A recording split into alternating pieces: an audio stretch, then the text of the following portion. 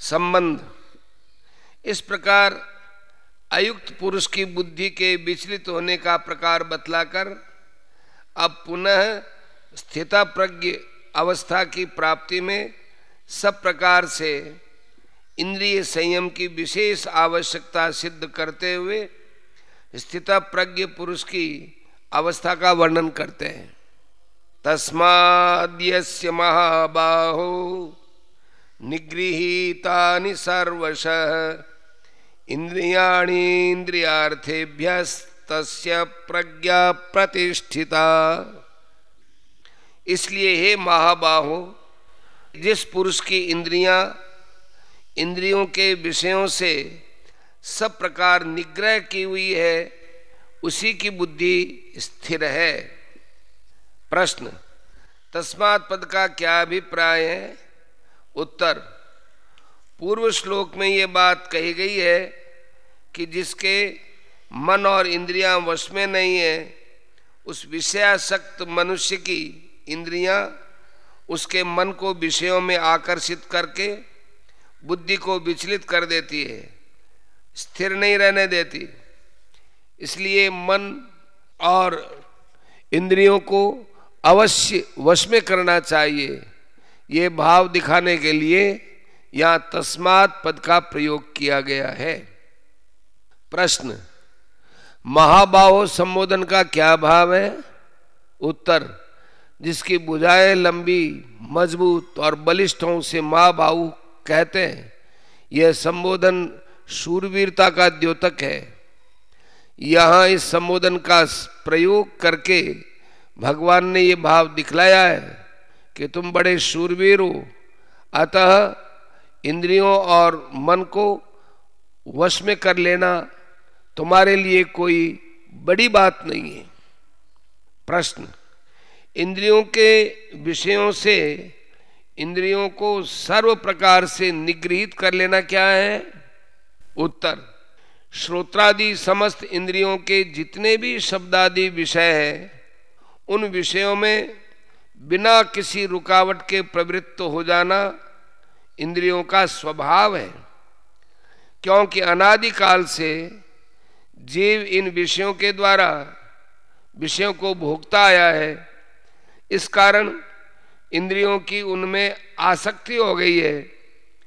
इंद्रियों की इस स्वाभाविक प्रवृत्ति को सर्वथा रोक देना, उनके असली लोलुप स्वभाव को परिवर्तित कर देना, उनमें विषयासक्ति का अभाव कर देना और मन बुद्धि को विचलित करने की शक्ति न रहने देना, यही उनको उनके विषय से सर्वथा निगृहित कर लेना है।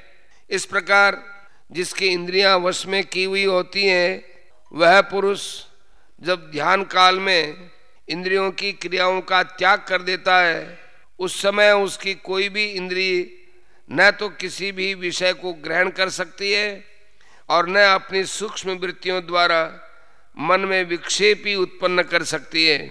उस समय वे मन में तद्रूप सी हो जाती हैं और व्युत्थान काल में जब वह देखना सुनना आदि इंद्रियों की क्रिया करता है, उस समय वे बिना आसक्ति के नियमित रूप से यथा योग्य शब्दादि विषयों को ग्रहण करती है। किसी भी विषय में उसके मन को आकर्षित नहीं कर सकती, वरम मन का ही अनुसरण करती है। स्थितप्रज्ञ पुरुष लोक संग्रह के लिए जिस इंद्रिय के द्वारा जितने समय तक जिस शास्त्र सम्मत विषयों को ग्रहण करना उचित समझता है, वही इंद्रिय उतने ही समय तक उसी विषय को ग्रहण करती है।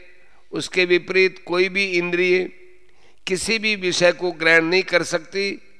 इस प्रकार जो इंद्रियों पर पूर्ण आधिपत्य कर लेता है, उसकी स्वतंत्रता को सर्वथा नष्ट करके उनको अपने अनुकूल बना लेना है। यही इंद्रियों के विषयों से इंद्रियों को सब प्रकार से निवृत्त कर लेना है। प्रश्न, 58वें श्लोक का और इस श्लोक का उत्तरार्ध एक ही है। फिर वहां पूर्वार्ध शब्द में संगर्ते और इस श्लोक में निगृहीतानि पद का प्रयोग करके दोनों में क्या अंतर दिखलाया है? उत्तर, 58वें श्लोक में भगवान अर्जुन के किमासीत कैसे बैठता है, इस तीसरे प्रश्न का उत्तर देते हुए स्थितप्रज्ञ पुरुष की अक्रिय अवस्था का वर्णन कर रहे हैं। इसलिए वहाँ कछुए का दृष्टांत देकर संघर्ते पद से विषयों से हटा लेना कहा गया है। बाह्य रूप से इंद्रियों को विषयों से हटा लेना तो साधारण मनुष्य के द्वारा भी बन सकता है, परंतु वहाँ के हटा लेने में विलक्षणता है, क्योंकि वह स्थितप्रज्ञ पुरुष का लक्षण है।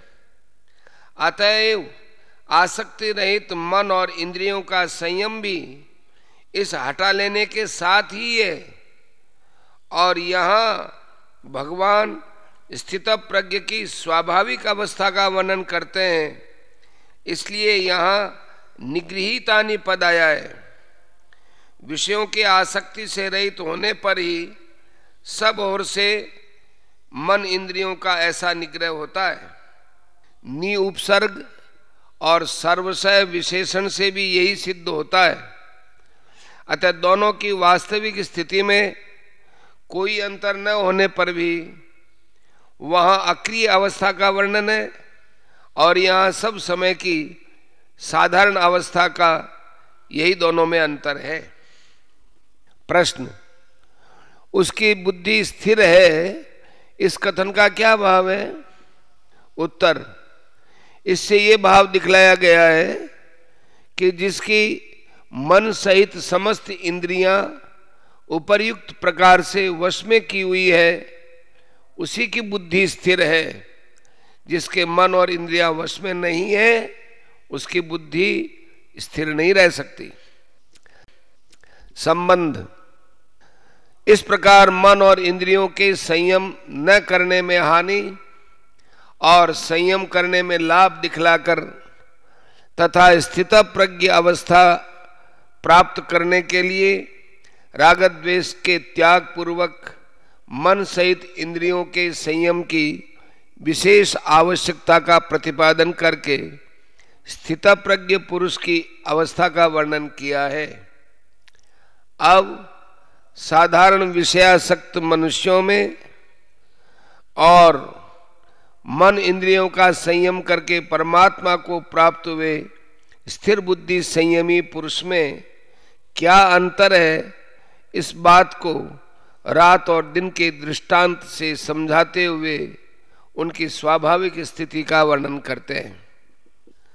या निशा सर्वभूतानां तस्यां जागर्ति संयमी यस्यां जागृति भूतानि सा निशा पश्यतो मुने।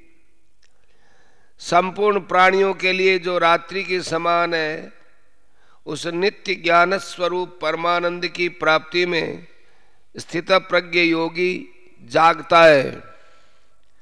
और जिस नाशवान सांसारिक सुख की प्राप्ति में सब प्राणी जागते हैं, परमात्मा के तत्व को जानने वाले मुनि के लिए वह रात्रि के समान है। प्रश्न, यहाँ संयमी पद किसका वाचक है? उत्तर, जो मन और इंद्रियों को वश में करके परमात्मा को प्राप्त हो जाए, जिसका इस प्रकरण में स्थितप्रज्ञ से वर्णन हुआ है, उसी का वाचक यहाँ संयमी पद है।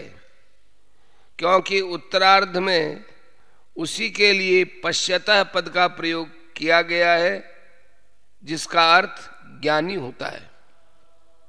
प्रश्न, यहाँ संपूर्ण प्राणियों की रात्रि के समान क्या है और उसमें स्थितप्रज्ञ योगी का जागना क्या है? उत्तर, अज्ञानी और ज्ञानियों के अनुभव में रात और दिन के सदृश अत्यंत विलक्षणता है। यह भाव दिखलाने के लिए रात्रि के रूपक से साधारण अज्ञानी मनुष्य की और ज्ञानी की स्थिति का वर्णन किया गया है। इसलिए यहाँ रात्रि का अर्थ सूर्यास्त के बाद होने वाली रात्रि नहीं है, किंतु जैसे प्रकाश से पूर्ण दिन को उल्लू अपने नेत्र दोष से अंधकारमय देखता है, वैसे ही अनादि सिद्ध अज्ञान के पर्दे से अंतःकरण रूप नेत्रों की विवेक विज्ञान द्वारा प्रकाशन शक्ति के आवृत्त होने के कारण विवेकी मनुष्य स्वयं प्रकाश नित्यबोध परमानंदमय परमात्मा को नहीं देख पाते। उस परमात्मा की प्राप्ति रूप सूर्य के प्रकाशित होने से जो परम शांति और नित्य आनंद का प्रत्यक्ष अनुभव होता है, वो वास्तव में दिन के भांति प्रकाशमय होते हुए भी परमात्मा के गुण, प्रभाव, रहस्य और तत्व को न जानने वाले अज्ञानियों के लिए रात्रि है, यानी रात्रि के समान है, क्योंकि वे उस ओर से सर्वदा सोए हुए हैं। उनको उस परमानंद का कुछ पता ही नहीं है।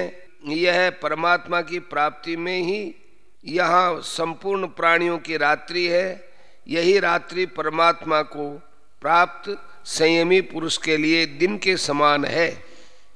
स्थितप्रज्ञ पुरुष का जो सच्चिदानंद घन परमात्मा के स्वरूप को प्रत्यक्ष करके निरंतर उसी में स्थित रहना है, यही उसका उस संपूर्ण प्राणियों की रात्रि में जागना है।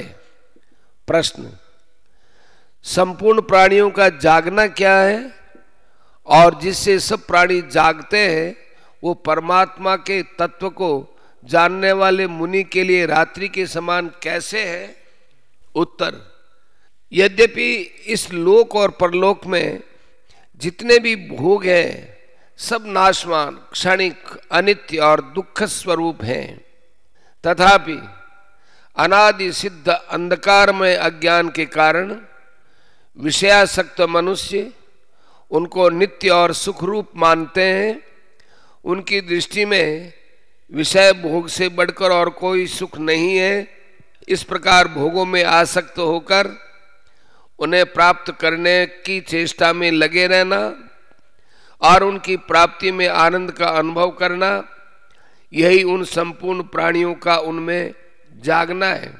यह इंद्रिय और विषयों के संयोग से तथा प्रमाद, आलस्य और निद्रा से उत्पन्न सुख राशि की भांति अज्ञान रूप अंधकारमय होने के कारण वास्तव में रात्रि ही है, तो भी अज्ञानी प्राणी इसी को दिन समझकर इसमें वैसे ही जाग रहे हैं जैसे कोई नींद में सोया हुआ मनुष्य स्वप्न के दृश्यों को देखता हुआ स्वप्न में समझता है कि मैं जाग रहा हूँ, किंतु परमात्म तत्व को जानने वाले ज्ञानी के अनुभव में जैसे स्वप्न से जगे हुए मनुष्य का स्वप्न के जगत से कुछ भी संबंध नहीं होता, वैसे ही एक सच्चिदानंद घन परमात्मा से भिन्न किसी भी वस्तु की सत्ता नहीं रहती।